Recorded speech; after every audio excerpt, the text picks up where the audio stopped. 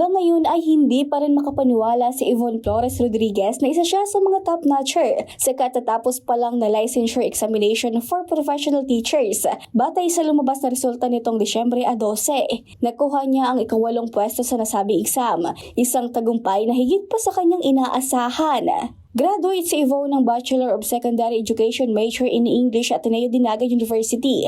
Handa si Yvonne para sa exam, ngunit hindi niya inaasahan na magiging top-notcher siya dahil para sa kanya, ang simpleng makapasa sa LET ay isa ng malaking tagumpay. I already felt it that I passed, but I don't know if I'll achieve my goal. And I didn't expect to become a top-notcher because I just decided to focus on myself and not others. So parang kalaban ko sarili ko, hindi yung iba. Mula sa pamilya ng mga guro si Yvonne, ang kanyang ama ay guro sa elementarya sa San Fernando, habang ang kanyang ina naman ay nagtuturo sa Soledad R. Villafuerte Elementary School sa Sipocot. Madalas sa weekends lamang nakakauwi ang kanyang ina, habang ang kanyang ama ay araw-araw na nakakauwi at palaging kasama niya. Sa murang edad, nasaksihan niya ang disiplina, sakripisyo at walang sawang paglilingkod ng kanyang mga magulang sa propesyon ng pagtuturo, isang karanasang humubog sa kanyang desisyon na tahakin din ng parehong landas. Noon pa man nagbabahagi na rin si Yvonne ng kanyang kaalaman, lalo na sa panahong tumutulong siya magpaliwanag ng mga leksyon sa kanyang mga kaklase. But then I trained Yvonne to be independent because we are 50 kilometers. My school destination is 50 kilometers away from our home.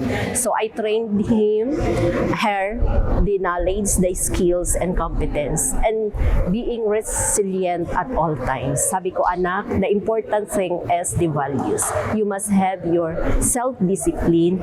You must stand with your feet, have a firm decision in every situation in life. Before, I actually wanted to be a doctor.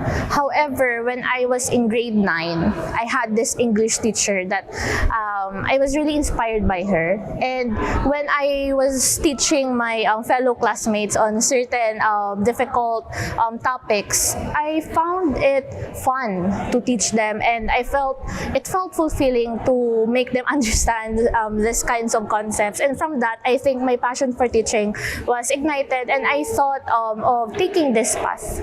Nang lumabas ang resulta ng LET, ang kanyang mga magulang ang nagpaabot ng balita. Ayon kay Yvonne, hindi mapigilan ng kanyang ina ang mapaiyak dahil sa labis na galak. I really cried because our journey in our life is not so easy. So I was maybe it is a tears of joy. So I was very happy when I found out that I am a top-notcher, and my mother sent me a selfie of her crying.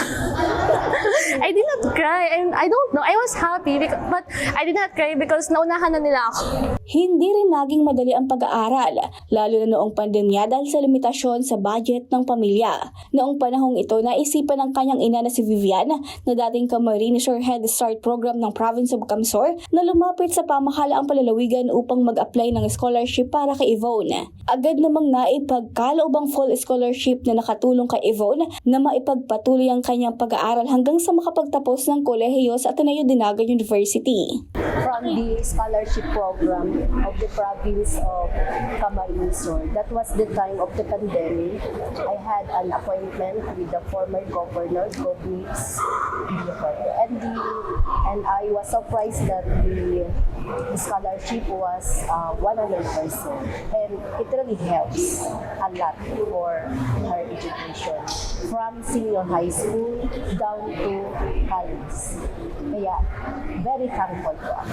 I'm very thankful to the scholarship program because with it, I was able to enroll to my preferred university, Ateneo, and I was able to lighten the burden of my parents. So without it, I think my journey would have been more difficult.